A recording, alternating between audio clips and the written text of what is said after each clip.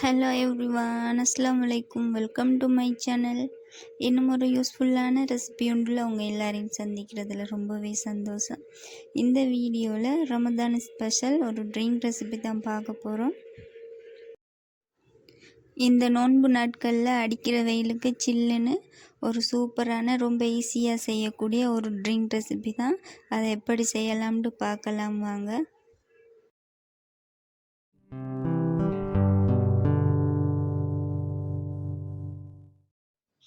முதல்ல இந்த ட்ரிங்க் செய்கிறதுக்காக வேண்டி ஜெல்லியை செட் பண்ணி எடுத்துக்கொள்ளலாம். நான் எடுத்திருக்கிற ஜெல்லி பவுடர் கலர் பார்த்தீங்கன்னா ரெட் கலர் தான். 50 கிராம் சேர்த்துக்கொள்கிறேன். சேர்த்துட்டு 3/4 கப் அளவு நல்லா கொதிக்க வச்ச தண்ணியும் சேர்த்துக்கொள்ளலாம். சேர்த்து நல்லாவே மிக்ஸ் பண்ணி கொள்ளுங்க.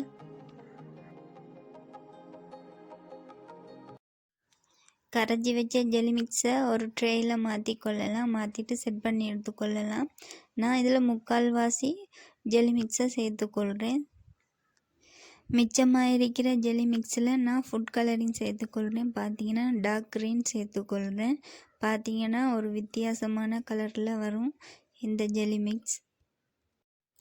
இப்போ இதை வேறொரு பவுலுக்கு மாற்றிக்கொள்ளலாம். பார்த்தீங்கன்னா சூடு நல்லாவே ஆறுனதுக்கு அப்புறமா 2லேருந்து 3 ஹவர்ஸுக்கு ஃப்ரிட்ஜில் வச்சு செட் பண்ணி எடுத்துக்கொள்ளுங்க. இப்போ ஒரு மிக்சிங் பவுல் எடுத்துக்கொள்ளுங்க. பார்த்தீங்கன்னா நான் 1/2 கப் அளவு மில்க் பவுடர் சேர்த்துக்கொள்கிறேன். நாம் எந்த கப்பால் மில்க் பவுடர் எடுத்தோமோ அதே கப்பால் 3 கப் அளவு தண்ணி சேர்த்து கட்டிகள் இல்லாதபடி கரைச்சி எடுத்துக்கொள்ளுங்க. நீங்கள் மில்க் பவுடருக்கு பதிலாக ஃப்ரெஷ் மில்க்கும் சேர்த்துக்கொள்ளலாம். ரொம்பவே சூப்பராக இருக்கும். ஸ்ரீலங்காவை பொறுத்த வரைக்கும் அதிகமாக நாம் யூஸ் பண்ணுறது மில்க் பவுடர் தான். அதனால தான் நான் மில்க் பவுடரில் செய்ய போகிறேன்.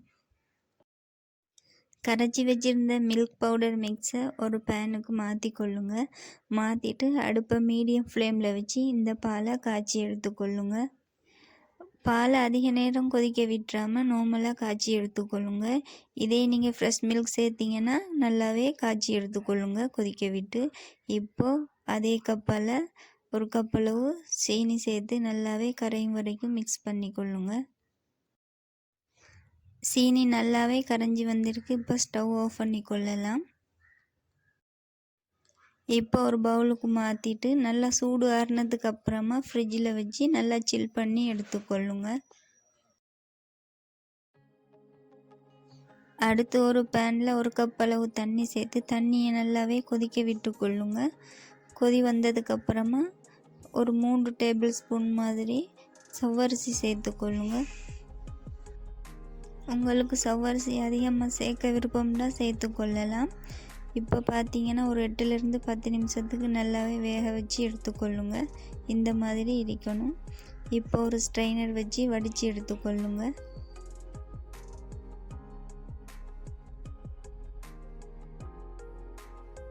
இந்த மாதிரி வடிச்செடுத்ததுக்கு அப்புறமா கொஞ்சமாக தண்ணி சேர்த்து நல்லாவே வடித்து எடுத்துக்கொள்ளுங்க. பாருங்கள், அப்போ தான் ஒன்றோடு ஒன்று ஒட்டாமல் சவ்வரிசி தனித்தனியாக இருக்கும்.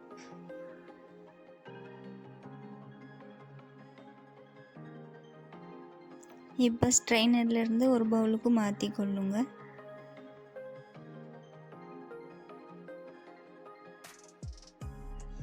இப்போ ஜெல்லி நல்லாவே செட் ஆகி வந்திருக்கு. இதை கட் பண்ணி கொள்ளலாம். சின்ன சின்ன பீசஸாக கட் பண்ணி எடுத்துக்கொள்ளுங்க. எங்கிட்ட இன்றைக்கி ரெட் கலர் ஜெல்லி பவுடர் தான் இருந்தது. அதனால தான் நான் கொஞ்சமாக ஜெல்லி மிக்ஸுக்கு ஃபுட் கலரிங் சேர்த்துட்டு வேறு ஒரு கலராக மாற்றி எடுத்துக்கொண்டேன். அதே பார்த்திங்கன்னா நீங்கள் எல்லோ கலர் ஜெல்லி பவுடர் எடுத்திங்கன்னா எந்த ஃபுட் கலரிங் வேணுனாலும் சேர்த்துக்கொள்ளலாம்.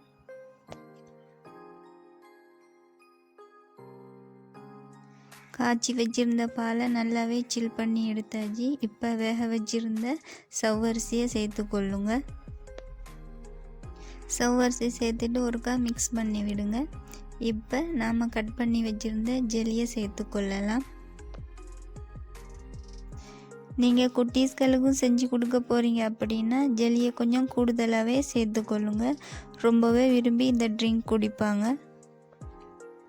இந்த ட்ரிங்குக்கு நான் 2 கலர் ஜெல்லி சேர்த்துருக்கேன். உங்களுக்கு விருப்பம்னா நீங்கள் எத்தனை கலர் ஜெல்லி வேணுனாலும் சேர்த்துக்கொள்ளலாம். ரொம்பவே கலர்ஃபுல்லாக இருக்கும். இப்போ சுகர் ரோஸ் சிரப் சேர்த்துக்கொள்கிறேன். இது வீட்டில் செஞ்சது தான். ஒரு அரைக்கரண்டி அளவு சேர்த்து நல்லாவே மிக்ஸ் பண்ணி கொள்ளுங்க.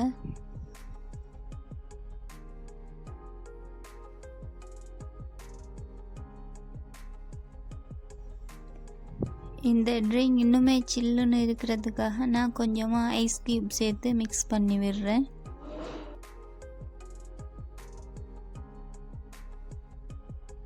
இந்த ட்ரிங்க்கு சேர்க்குறதுக்காக நான் சப்ஜா சீட் ஊற வச்சுருந்தேன், அதை சேர்த்துக்கொள்கிறேன். அதாவது பார்த்திங்கன்னா ஸ்ரீலங்காவில் கசகசா அப்படின்னு சொல்லுவோம். இதை சேர்த்து நல்லாவே மிக்ஸ் பண்ணி கொள்ளுங்க.